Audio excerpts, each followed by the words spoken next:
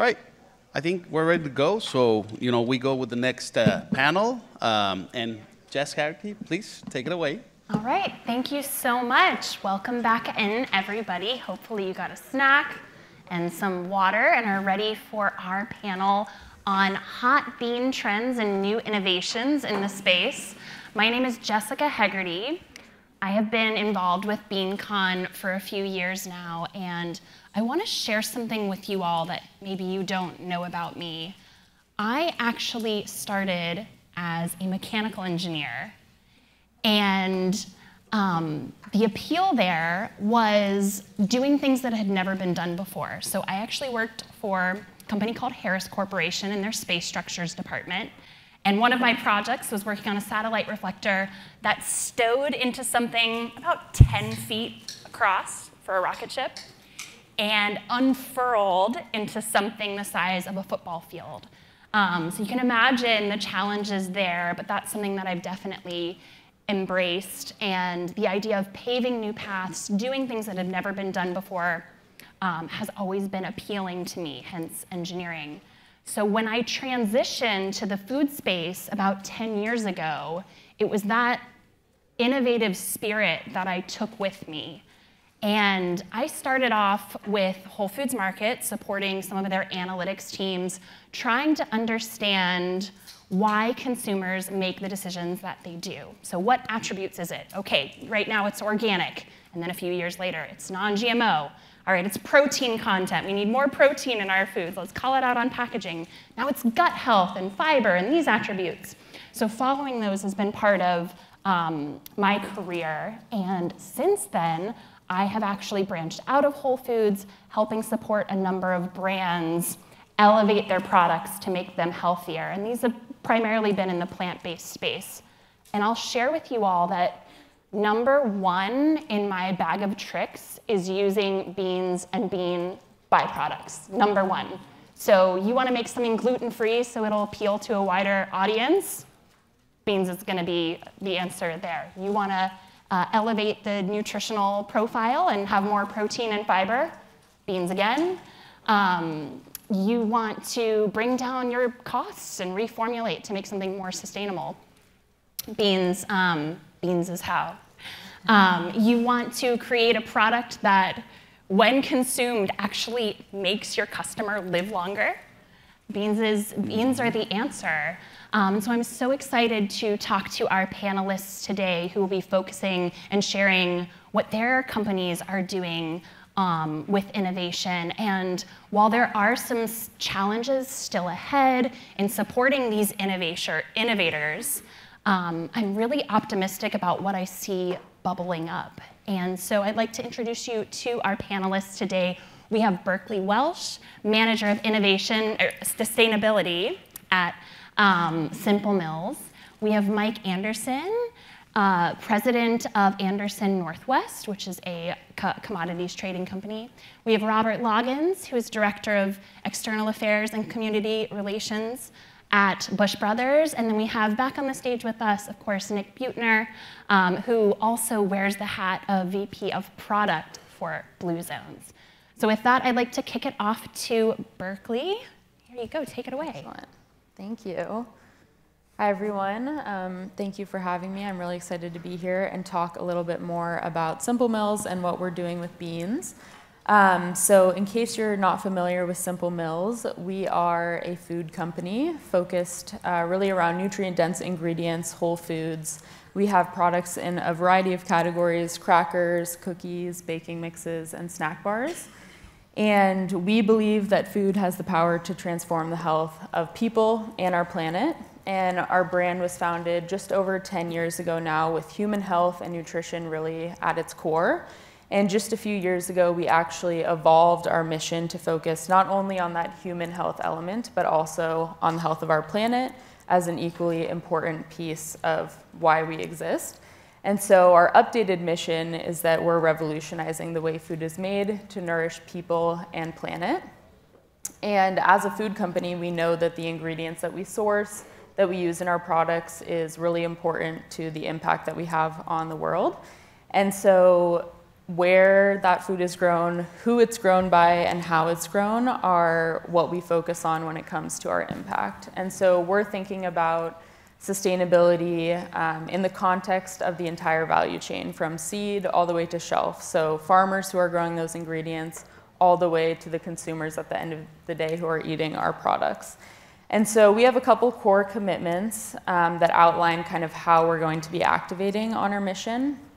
The first of which is we're changing how food is designed. So we had a commitment that we started in 2021 to design all of our new innovation, all of our new products to advance human and planetary health. And I'll focus a little bit more on that today and how beans help us there. Second, we're changing how food is grown. So we're investing in regenerative agriculture throughout our supply chain, building regenerative supply for our most important ingredients, and that all starts with farmers, working with them to resource them with the tools and education that they need to actually implement these principles on their land. And lastly, we're trying to ignite change beyond just the four walls of our brand. We know that we're not going to solve this alone. We need a whole community of folks, all of you included, to do this work. So a little bit more about our design framework and principles. Just 4 crops account for more than half of global crop production today, and that makes us quite vulnerable to shocks from disease, from pests, from increasing climate impacts that we're seeing, like weather events. And so we're really focused around biodiversity, diversity, not only on the environmental side, but also on the dietary side. We know it's critical for human health, as well as the health of our environments and our farm ecosystems. And so these are just a few examples of some of those underrepresented crops that we're working to find really delicious homes for in our products and introduce consumers to things they might not be used to eating. Simultaneously, we're working with farmers to create a market for these crops that they often don't have a market for otherwise. And so one other really important crop that helps us kind of deliver on this commitment is beans, of course, why we're all here. And so beans for us is a great example of an ingredient that really helps us hit on both the people and the planet side of our mission. On the people side, we know beans are a staple of Blue Zone diets.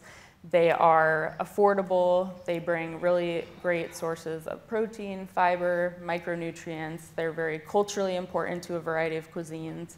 On the planetary health side, they can really help diversify rotations away from those most common crops of corn and soy and wheat and sugar. And they have the superpower to fix nitrogen, make it more available in the soil in a form that plants can use. And so we have implemented beans into a few products so far. I'm sure this is just the start, but we have savory and kind of sweet applications. We have a cheddar cracker that just launched last year, Pop'ems, which will be available if you'd like to try it tomorrow. And we also have a pancake mix using chickpea protein to get to our kind of protein claim and delivery there. And so for us, we really see innovation as an opportunity to show consumers that you don't have to make a choice between eating something that tastes really good and also delivers on human health and the health of our environment. So thank you all for listening, and I'm always happy to chat beans, product innovation, sustainability, so look forward to talking with you all. And I'll pass it off to Mike. Thank you so much, Berkeley. I think it's really interesting to talk about biodiversity and 4 crops making up 50% of global food consumption. Mm-hmm. We know how good diversity is for our bodies, but most consumers don't think about it, globally. So I think that's really compelling. And I know rice has been getting a bit of scrutiny as well for arsenic content, et cetera. So I think it's really smart to diversify. Thank you so much for sharing. Of course. All right, Mike. Awesome, thank you.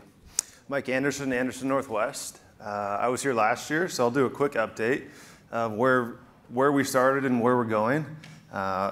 Overall, our concept is trying to capture hearts and minds to drive demand, not only for our company, but also for the overall industry.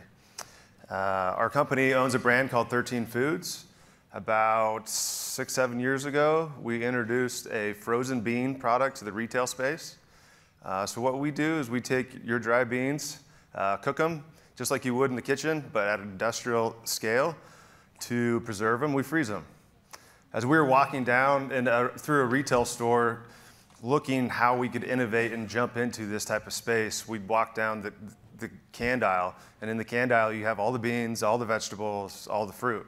You walk down the freezer aisle, you have all the vegetables, all the fruit, no beans. So that was the original idea. So we pushed hard into the retail space with our 13 Foods brand in the United States. You can see pictures of the product there. At our highest peak, we were in about 3,000 stores, but it just wasn't quite moving the volume that we were looking for as a company. So we kind of took a step back and looked at what we were doing, how we were trying to innovate, and looked at a more holistic view of it. As we were doing that, we looked at the food service side, and as many of the speakers have talked today, obviously there's large volumes in that. But as you're pushing through that, within the innovation side, how are you going to create demand not only in the short term, but the long term? So starting with our single ingredient beans, the black beans, red beans, chickpeas, lentils that we were selling, we looked at that and we brought in Brad Barnes of Pure Food Consulting, and we said, how can we take our single ingredient product, move it into the food service space to really push volume? So as we looked at that, we created ready-to-eat meals in a frozen space that all a food service operator has to do is put them in a dish and warm them up and they're ready to eat. The reason why we got to that was because, yes, we have our frozen bean that we're trying to push, and that's the base of our product. But what are the issues for the food service operator? How can they get the product and serve it in a quick, easy fashion? As we were talking to food service operators, all of them are telling us, yes, you can give us the ingredients, but then we have to teach each one of our chefs at every single installation how to properly put them together to create a good meal. So obviously, between that advice, our work with Brad at Pure Foods, we came up with the idea, hey, let's work starting with the military, try to push in a ready-to-eat, easy application for food service to really move volume of our IQF beans. On the concept of the captured audience and innovating the captured audience, the secondary thought process was, let's create bean advocates at different stages in life. So in the food service, school food service side, you have a young, impressionable child that's looking for something good to eat. And then you move on and you have the college food service. You have the military food service once you move out of K-12. You also have the young people leaving college into the workspace, and a lot of corporate campuses have a food service spot. And then you have the health food, the hospitals, the healthy space. So we're looking at all those different spaces, and we're going, well, if we eventually want a whole picture view of what we're trying to do at 13 Foods and work our way back into the retail space, how can we do a long-term aspect of this? And it really came down to creating the bean advocates in each space. So we're working in to push each area. We're going to focus on the military first, because in our hearts and minds, we really believe that's important to create a good, healthy product for our people in the military. And one of our owners, my father, is a veteran as well. So that kind of really encapsulated everything that we were trying to get done when we were re-innovating our 13 Foods brand. So really to summarize, to do good first, you have to be good. And we're trying to do good to serve good products to the general consumer. But in order to do that, the product have to be good. So it really comes down to the concept of, yes, we're all trying to sell products, but let's make sure we're selling products that are good, that everybody actually wants to eat. Thank you. Thank you, Mike. Yeah. And I think it's 100% true. The first branch of the customer decision tree is, does it taste good? That's what we all care about. And I know you and I were kind of talking toddlers last night at the reception event, and you crave what you eat. So making those foods familiar, starting at a young age, will set them up for a life of consumption. So I think it's great that they're one of your target audiences. But I wanted to say something about your presentation. I think you touched on a really good observation and opportunity. You know, there's canned beans, there's fruit, you know, in the center of the store. Why is it not in frozen? And I've seen the emergence of frozen quinoa, frozen rice. It's starting to become more commonplace. And I think it's really smart that you've pivoted into food service. But I'll be curious to see if you were just a bit too early for that trend, and if it doesn't come later, I think that's also a possibility. So it'll be really exciting to watch your company over the next year or two and see what happens. Yeah, appreciate it. Excellent. All right, Robert, we're ready for you. Excellent. All righty, so I'm Robert Loggins with Bush Brothers and Company. You saw my colleague, Steve Savell. You all are unfortunately stuck with me. Steve is going to be retiring this year, but both Steve and I are very excited to be a part of what we feel is a wonderful organization in the U.S. Dry Bean Council and all of the affiliate members. I'm here to talk about beans, the vegetable with more. And you've seen that more already from frozen standpoint. With Mike, you've seen different form factors. Actually revived an old marketing campaign that Bush had some years ago, and we tried to go after some health positioning. Well, let me take you on a journey real quick. When you think about Bush Brothers, there's 3 phases of our organization in terms of a history standpoint. 1908, in the foothills of East Tennessee and Chestnut Hill, Bush Brothers started by a vision of Mr. A.J. and Mrs. Sally Bush, and they started a company that is part of a community of companions. So as I sit on the stage and I think about all of you, all the folks that we buy from, the people that we sell to, the vendor partners and whatnot, everybody in this room is mentioned as part of our mission statement. There's 6 constituencies. And even though we have folks that represent different brands, different companies, I personally don't view these fine folks as competitors, but contributors to the sustainability, the welfare, and the ability that we have as an industry to provide really, really affordable and nutritious food for all of the reasons that you all have seen earlier today. But when you go back into our history from a core product standpoint, our core competency is cans, canned goods. We heard a lot about canned goods. I appreciate the nudge for smoothies and for all of the other things, but as we look at beans for us, hamburger and hot dog occasion, I started my career off in marketing. Hi there, Jay Bush and Duke here to talk to you about Bush's Secret Yummy Recipe. All right, that was the last commercial that I did was in 2017. It was brown sugar hickory. Still fondly remember that. But also as we think about center plate sidekicks, okay, what are you going to serve with your chicken? We realize that canned beans are not at the top of most consumers' lists when they go and they shop. They're thinking about their protein first. They're thinking about whatever else that they're going to make. But we want to make sure that we articulate a reason to believe that we should be on the plate, hence getting into snacking occasion as well. And then also if you think about homemade chili. We tried to put chili in a jar, and one of the insights that we learned is that there is an uncanny valley between folks that are willing to pay like 69 cents for Wolf brand, you know, chili, all the way to the like $4 in a jar can chili that we had. It's like if I'm paying $4, I might as well make my own. It's part of our learning journey that we had. And as we also think about the need states that consumers have, chili is a need state, but think about the health positioning aspect of need states. Longevity and consciousness, all right? My wife's 92-year-old grandfather lives with us, all right? He's strong, his grip strength is strong. Even though he just fell and broke his hip, he's rebounded, he's doing fairly well. And when I think about part of the reason why, when I got into the house, he said, "Aren't you the bean man?" And I was like, "Yeah." And he's like, "Why aren't you serving me beans more?" And it hit me right here, okay? So now, a few times a week, we make sure that grandfather eats beans. But guess who's eating beans as well? I was already eating them, but I'm making sure that they are an integral part in our family's diet and even in our discourse. Things like sugar and carb conscious. All right, I know there's a little bit of demonization about, you know, sugars and whatnot, or alternate sugars, but you have some people that are looking for that indulgent bean eating occasion, and they want to have their hot dog with their baked beans. That's what zero sugar is for. And then you've already seen our salt conscious. I think the last presentation had that. Here's something really exciting for us as you think about our journey. A lot of what I just showed you is in phase 2 of Bush.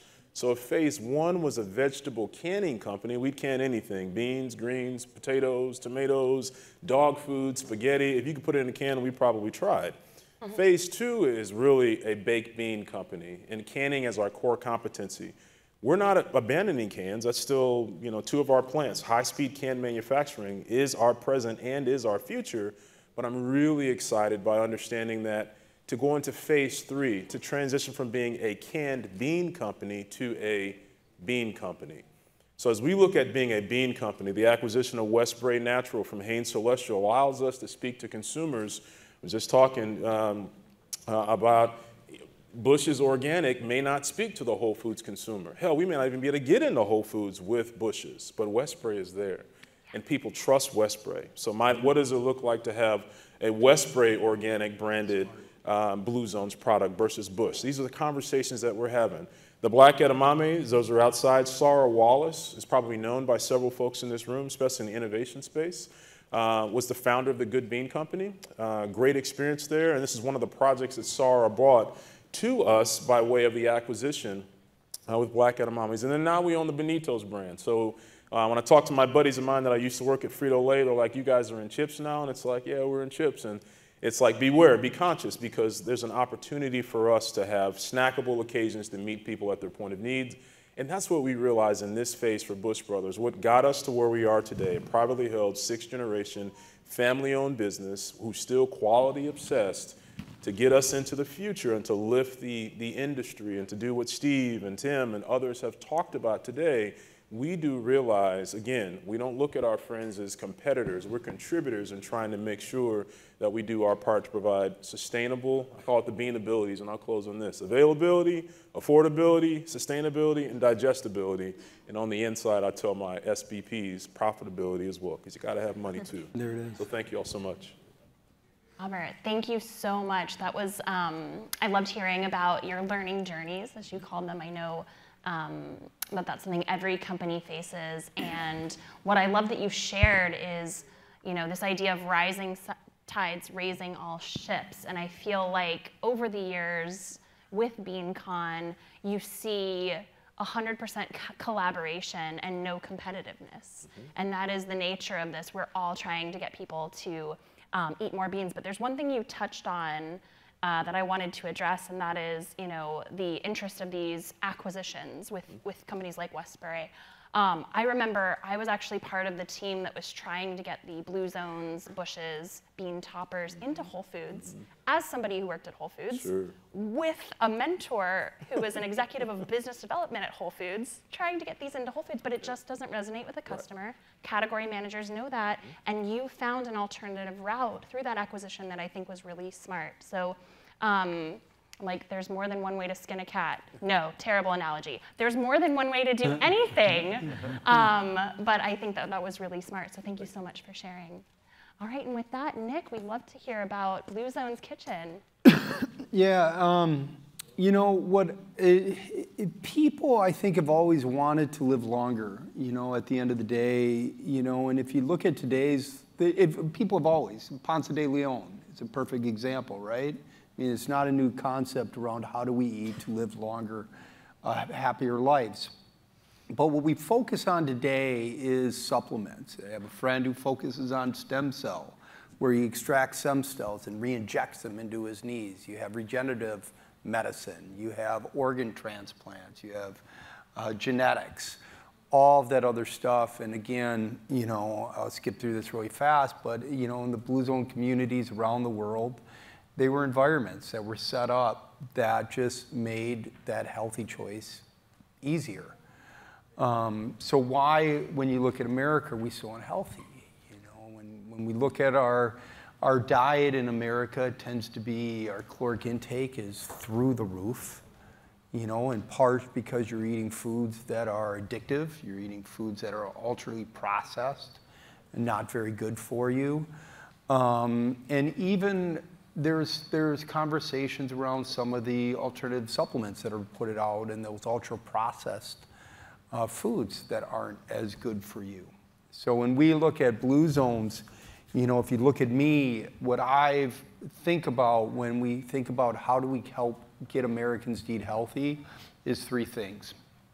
Number one is taste. I can tell you to eat beans, but if you don't like the taste of beans, you ain't gonna eat them.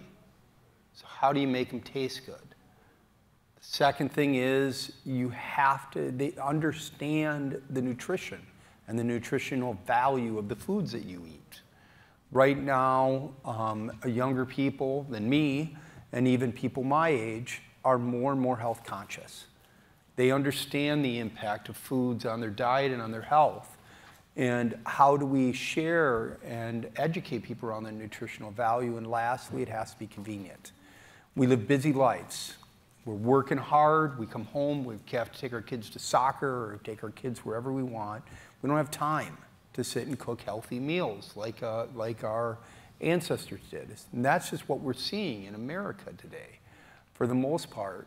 And we believe that when you think about foods and you think about healthy foods, beans needs to be at the core of our diet, for all the reasons Henry mentioned before and everybody here knows. So what we wanted to do is leverage a brand that's been around since 2008. The research started in 1999.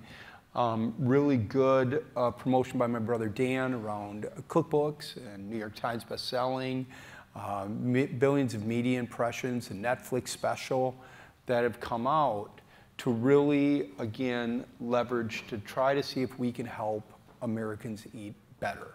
So what we're doing is bringing this trusted brand to the grocery store with foods focused on longevity, beans focused, to look at how are we leveraging delicious shelf-developed recipes. When I talk about longevity, by the way, when I talk about beans, what we focus on in our foods is start with the bean.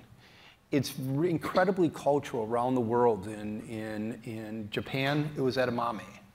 In the Nicoya, it was black beans. In the Loma Linda, it was red beans. So you have these different beans, chickpeas from Sardinia. So we start with the beans at the core of the meal, and then take those cultural foods, those ingredients with it, and add it to it so that it really has the taste of the local community, differentiate. Because it's from community to community, people have different tastes. They have different likes, and now you can create that diversity, starting with the beans and starting with real plant-based food and starting with the nutrition and direct source materials. What we end up doing, what the team of people that developed the foods worked with suppliers from around the United States, tested the beans for quality and taste to really find that best bean that actually held up when frozen in the food aisle, that had that right texture but was also maniacally delicious. And then from there, so we can direct source those ingredients. As you know, beans are a great source of fiber and protein. Non-GMO, made from organic beans and using the whole food and the whole plant inside of our food, because that's the other thing we learned with Blue Zones is to break it down, that process. You want that whole foods, and ideally no added sugars and preservatives or seed oils. So we started right now launching 4 different SKUs. We're in about 400 stores nationally. It's in the frozen food aisle, and we're looking at adding 8 more in the upcoming year. So the heart of it, that's the Blue Zone Kitchen and the work that we're doing right now around. You know, the last thing I'll say is this. I am a strong believer that the diet and the best way to eat is for mothers to cook. Or family to cook, not just mother, everyone to cook and to have those food skills. But we can't allow perfect to get in the way of us eating healthier. And as I mentioned before, people are looking for convenience, and here's a way that we can provide convenience to really help see if we can drive up the consumption of healthy foods, leading with beans. With that. Thank you. Yes, thank you so much, Nick. I think you're absolutely right. Nutritious, delicious, convenient, that's what matters, seems to matter most to consumers in my sphere.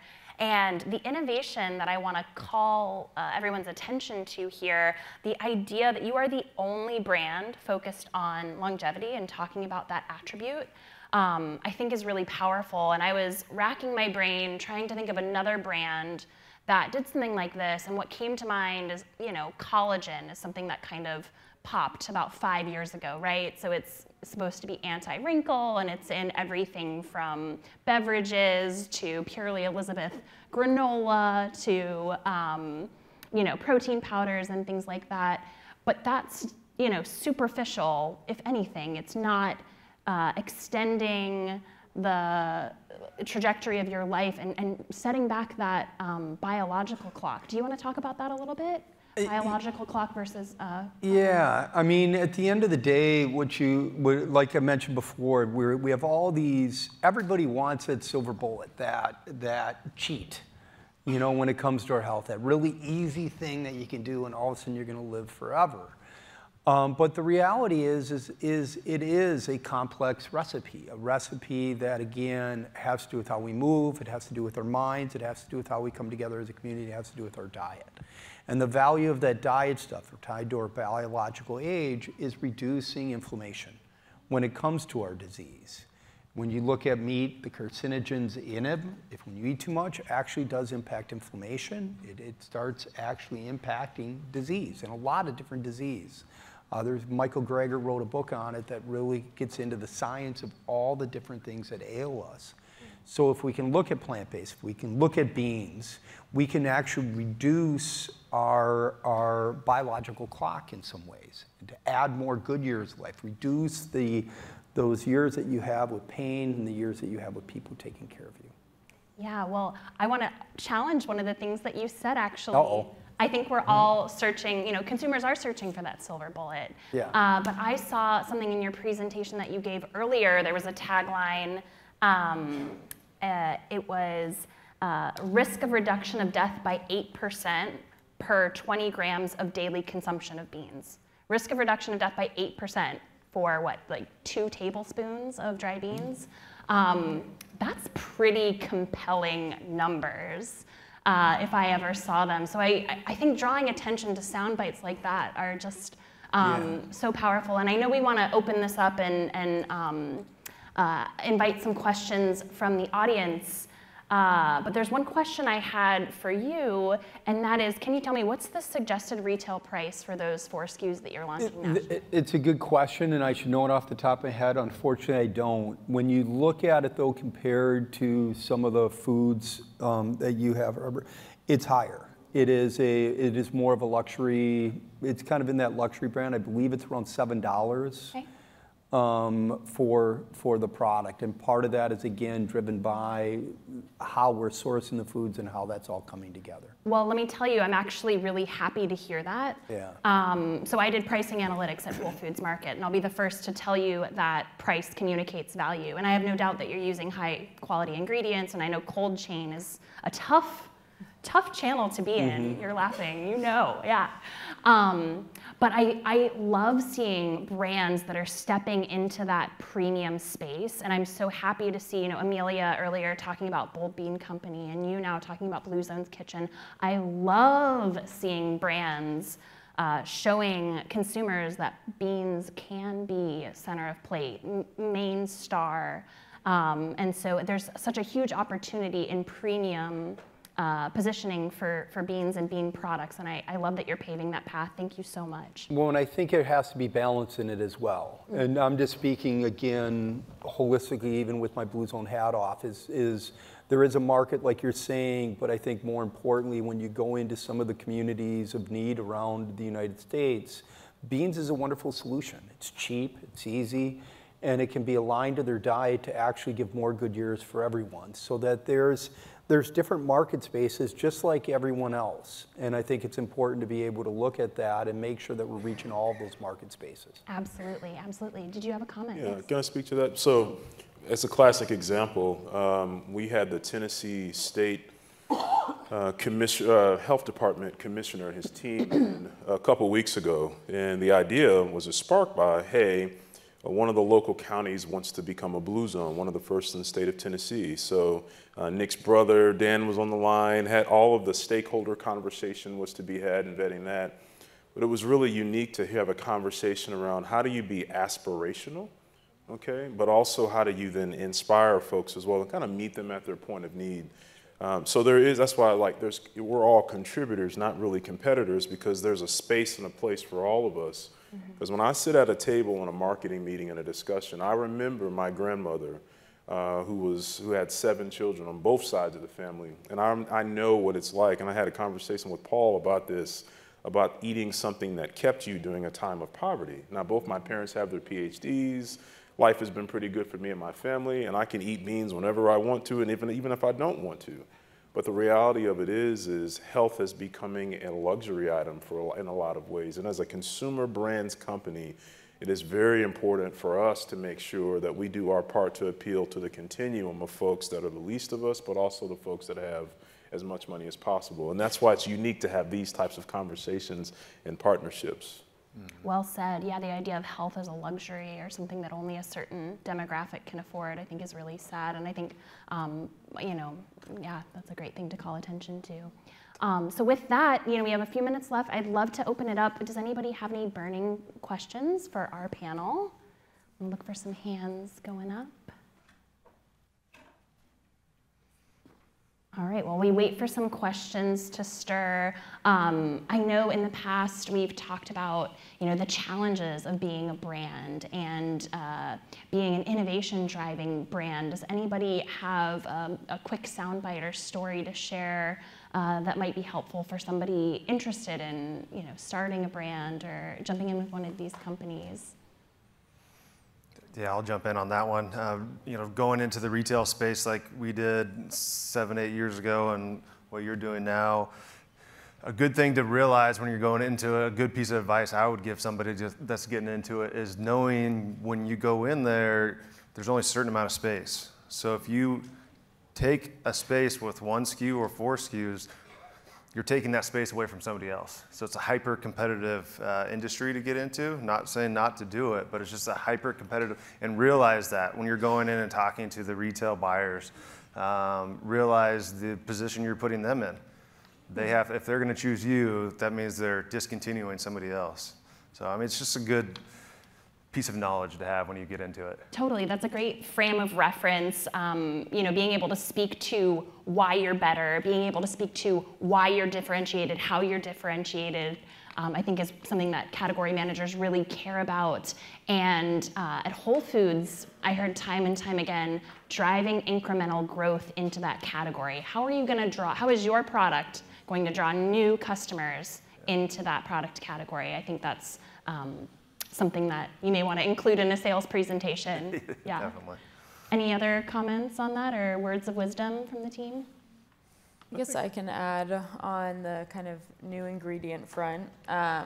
It's often really challenging to commercialize new ingredients that haven't been around or haven't been kind of brought into the mainstream. We've faced a lot of those challenges in using them in products and scaling. I think earlier today we brought up this question of we're increasing demand. How do we make sure that we increase supply and processing infrastructure, all of these things that have to come along in order to meet that increased demand? One thing that we like to just say is if it was easy, everybody would do it. And so it's not easy, but that's what makes it unique. Absolutely, and I think maybe communication with those supplier partners and the folks that you're relying on. Again, communication, just like beans are the answer. Communication is what makes that easier. So I think you're absolutely right. Yeah, keeping that line open. Mm-hmm. Did you have a comment, Robert? Yeah, and I'm 116 years old, so very much a storied brand, but it's so amazing to see the innovators and the pioneers that are in the room that own canning companies, and my friend from Heyday Foods, and you, and several other folks that are making great products. And I often think about, I have a background in product and brand, but before you have a great brand, you've got to have a great product. Mm-hmm. And most of the time, that product comes from a very unique set of experiences that are then wrapped around a story. Mm-hmm. And that's why I think the art of being able to tell your story. Again, I go back to Mr. AJ and Miss Sally and whatnot for us.